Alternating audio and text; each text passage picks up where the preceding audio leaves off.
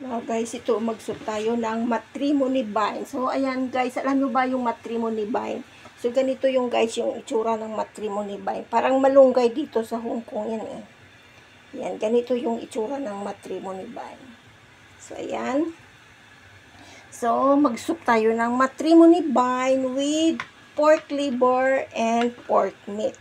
So ito guys, na-slice ko na yung aking pork meat and then yung aking pork liver is na-slice ko na din siya. And then ang ginawa ko sa pork liver guys is sinuko muna siya sa suka. Ano ba suka sa English? Vinegar. So ayan, kahit anong uri ng vinegar gagamitin mo dyan, okay na yan. So after dyan nasuko siya and then nirab ko lang siya sa asin. So soak with vinegar and salt. And then, himasin nyo siya. Himay-himayin siya. And then, hanggang makuha yung amoy niya. And then, i-marinate lang siya natin, guys, sa white pepper, sugar, salt, soy sauce. Ayan lang siya, guys. So, ayan. So, ngayon, nag-ready na ako ng aking water and ginger. So, ayan, guys, kasi kumukulo na yung aking sabaw na may ginger. Yung water with ginger. Ayan. So, ayan na siya. So, first, ang gagawin natin. So, magpakulo kayo una ng water with ginger. So, ayan. Para kung hindi kayo gumagamit ng ginger, okay lang.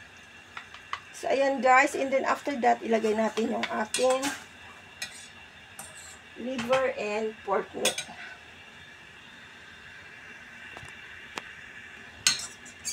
So, yung paglagay natin yan, so, let it boil first. Kasi nga, nilagay natin yung ating pork meat and liver. So, nawala na yung kulo. So, i-boil natin uli siya for the second time. And then, after that, ilagay natin yung ating matrimony vine. O, yung sa Chinese is kauki. I don't know is kauki. Basta matrimony vine lang yung ano ko dyan.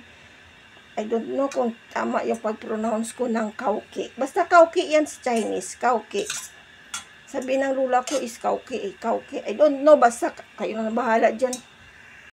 So, ayan. Takpan muna natin.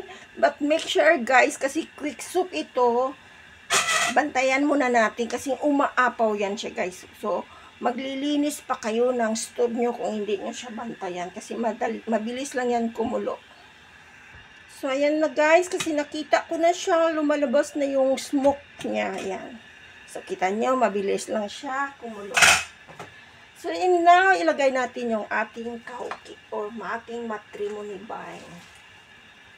So, ayan lang, simple lang yung quick soup ko.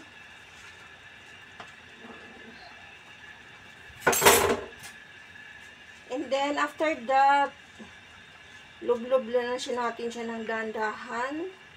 And then, pag malakas na yung kulo niya, okay, pwede na siya nating tikman. Tikman natin guys, hindi na ako nagdagdag ng any salt or sugar.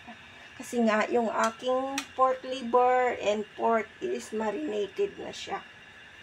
So, ayan. Tikman natin. So, ayan lang guys. Tama na ito. Patay na natin yung apoy natin. Luto na ito. So, ayan lang. Para malunggay lang ito sa Pinas. So, ayan lang guys. Thank you for watching and see you for my next video. Luto na yung aking matrimony vine soup with pork liver and pork meat. So, ayan lang guys ha. Thank you for watching and see you for my next video. Bye-bye.